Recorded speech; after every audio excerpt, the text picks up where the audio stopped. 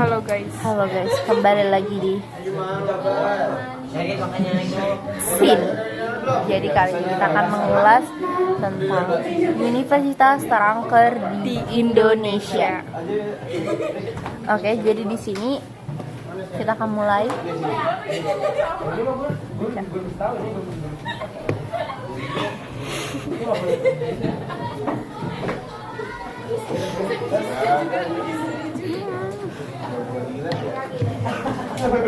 Setiap orang pasti ingin melanjutkan pendidikan mereka di kampus idaman, apalagi kampus ternama. Fasilitas kampus dan kualitas pendidikannya tentu saja jadi pertimbangan khusus oleh orang tua maupun calon mahasiswa.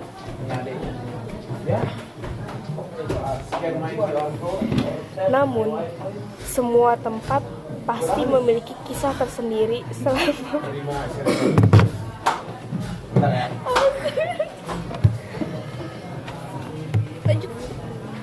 selama pembangunan, bahkan sampai berdirinya tempat tersebut.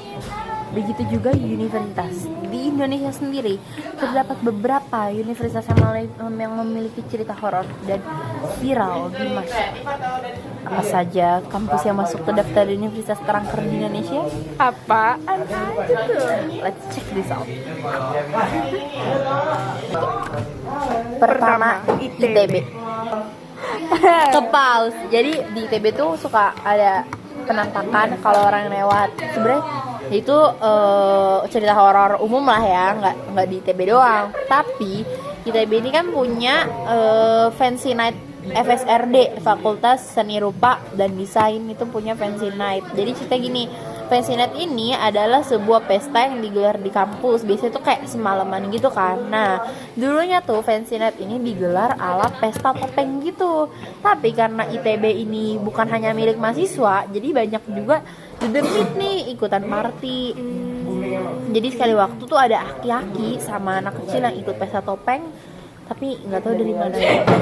Aneh tuh, di antara anak muda tiba-tiba ada kakek-kakek dan anak kecil. Bukan cuma itu, kadang ada juga orang yang di pesta topeng tuh dia papasan sama diri dia sendiri gitu. Jim Corin gak sih? Nah, terus karena itu jadinya mahasiswa ITB memplesetkan singkatan ITB jadi Universitas Terjuring Bandung.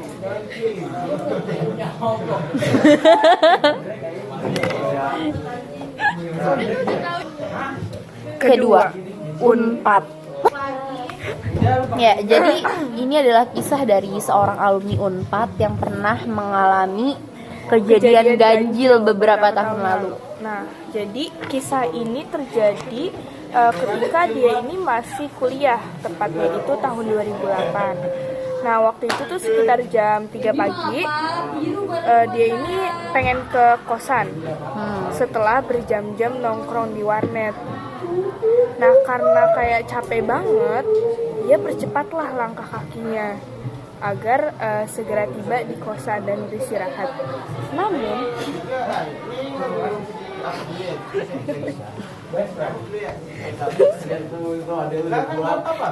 Namun terus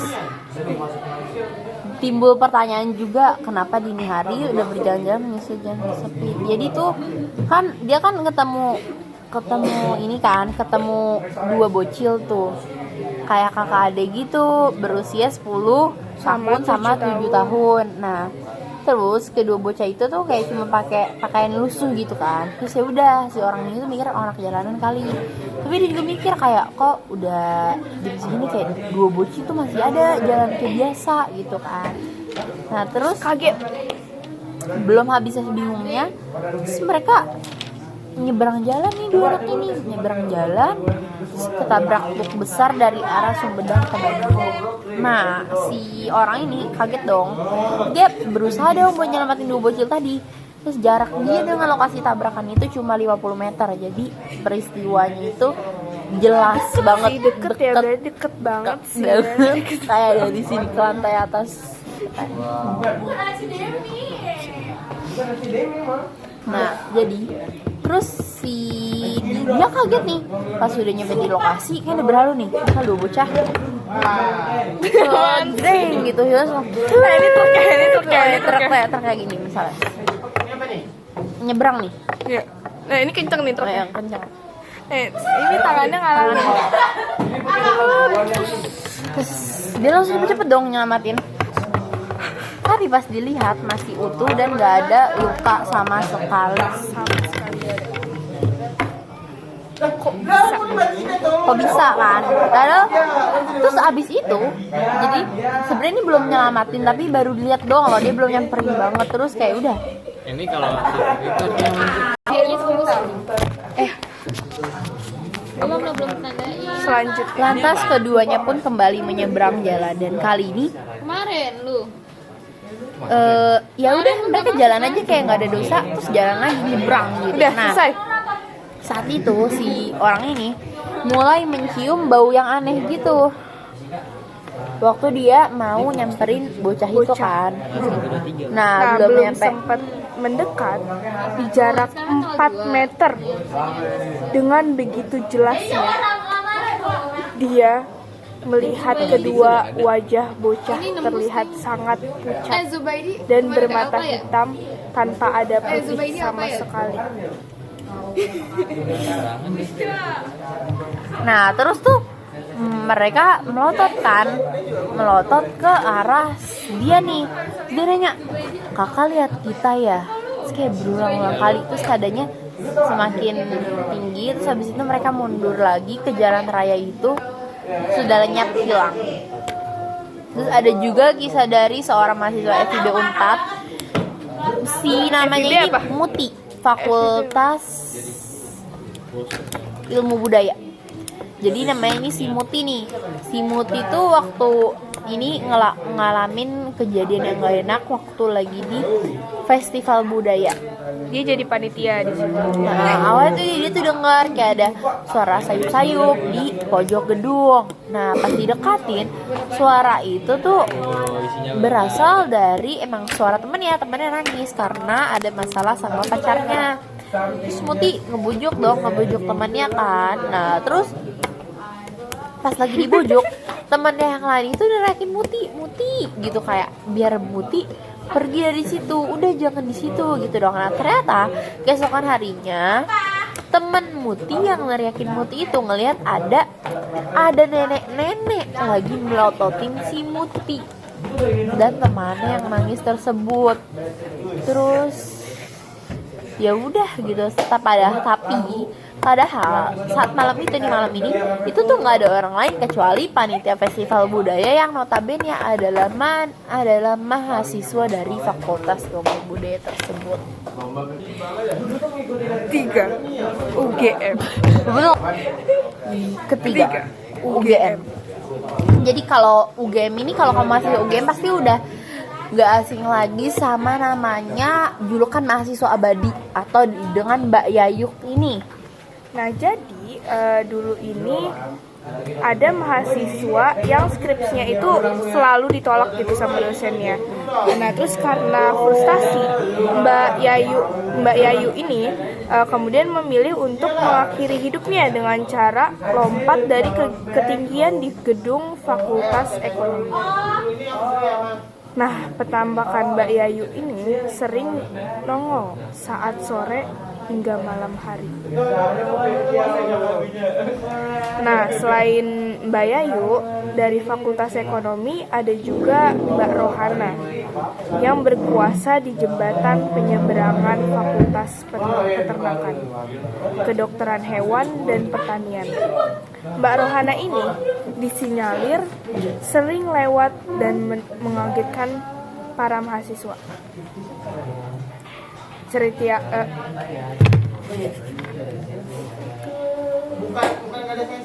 Nah, jadi cerita yang terkenal tentang Mbak Rohana ini, jadi ada mahasiswa yang melihat perempuan di jembatan, tapi dia tuh ngeliat kayak orang ini kayak jatuh gitu, tapi pas dia nyamperin ternyata nggak ada orang yang jatuh gitu. Sementara di kalangan mahasiswa pasca sarjana ada mitos yang nggak kalah terkenal, tapi ini mitos ya. Cerita ini sudah berkembang puluhan tahun melarang siapapun menyanyikan lagu gugur bunga saat melewati Bundaran Teknik Pasca Sarjana UGM. UGM. Di sini ya. Jadi di bundaran ini Fakultas. banyak mitos yang bilang kayak Mitos ya guys. jangan menyanyikan lagu Bumi. Tapi itu mitos. Kalau kalian nggak tahu kenapa, coba sendiri. Jadi larangan ini dilakukan katanya kalau kamu nyanyi lagu Gugur Bunga kan tentang orang meninggal kan, Iya. pahlawan yang meninggal. Pahlawan yang meninggal. Nah itu bakal ada sosok yang menghampiri kita nyanyi gini. Tapi caranya tuh unik, katanya dia tuh baunya harum tapi wajahnya tuh serem.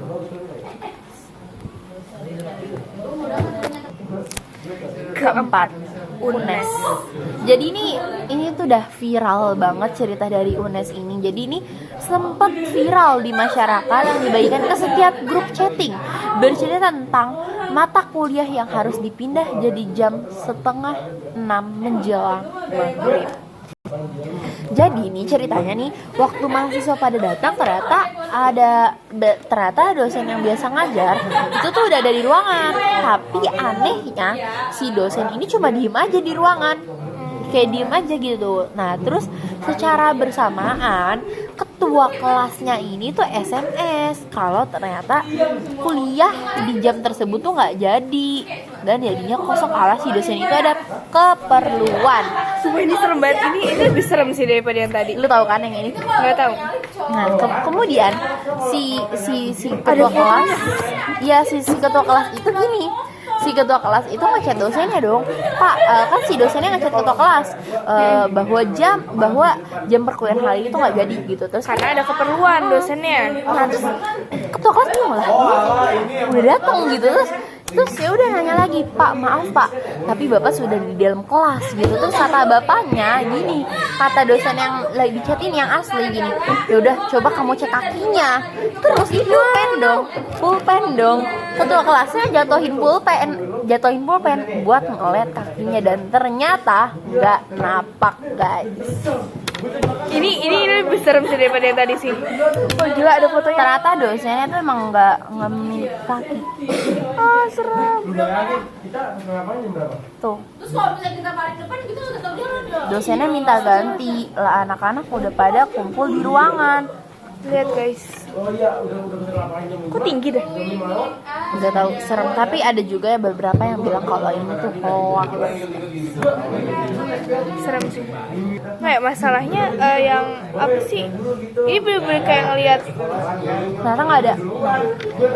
Nah lanjutannya gini guys, terus abis itu si ketua kelas ini nih chatannya via line ya, langsung dong ngomong ke grup kelas gini chatnya, sekarang tolong keluar satu persatu dari yang paling belakang tanpa teriak, tanpa ngomong apa-apa. Terus jadi hal itu dilakukan karena ketua kelas dia tahu, oh yang di depan nih Hantu, bukan dosennya. Oke. Serentak satu persatu dong. Nah keren banget, gue cukup apresiasi sama ketua kelasnya ini. Jadi kan mereka keluar satu persatu, dan yang paling belakang itu ketua kelas. Oh, ketua kelas ini keluar paling belakang dong. Terus tiba-tiba kan mau keluar nih, dia paling belakang. Terus dosen goib itu nanya gini Ke ketua kelasnya. set gitu, kenapa balik? Terus kata si ketua kelas gini, udah malam Pak. Terus dibalas, Kamu udah tahu malam saya." atau udah tahu saya? Oh iya kayak gitu. Gimana? Oh aslinya kayak gitu. Ah, ini Terus perpendek. itu juga ketua Udah kelasnya malam langsung, atau udah tahu saya. ketua kelasnya langsung lari dari ruang kelas. Oh gila. Oh jadi dia keluar paling terakhir ketua kelasnya. Ya ini creepy banget sih. Ya, jadi ketua kelasnya tuh ya kerennya tuh dia ya. Gimana sih, kayak gua kalau gua tahu itu di hantu, gua keluar paling pertama coy. Ya kan? Dia bertanggung jawab banget sih pasti. Dia bertanggung jawab banget. Jadi kayak buat ketua kelas Faisa. Kelima, Udayana Bali. Jadi dulu tuh ada tikungan gitu guys, di universitas itu tuh ada tikungan. Itu di situ terkenal bahwa di tempat ini sering Ada yang tewas. kecelakaan ya di Dan daerah tewas. sini. Nah terus ada 10 mahasiswa nih kayak circle lah ya mungkin. Dia tuh mau ngebuktiin mitos atau fakta. Ini tahun 90-an. 90-an. Mitos atau fakta yaitu Jika tempat bekas kecelakaan dikasih air jeruk nipis, arwah mereka akan kesakitan. nah maka dari itu dia nyoba dong.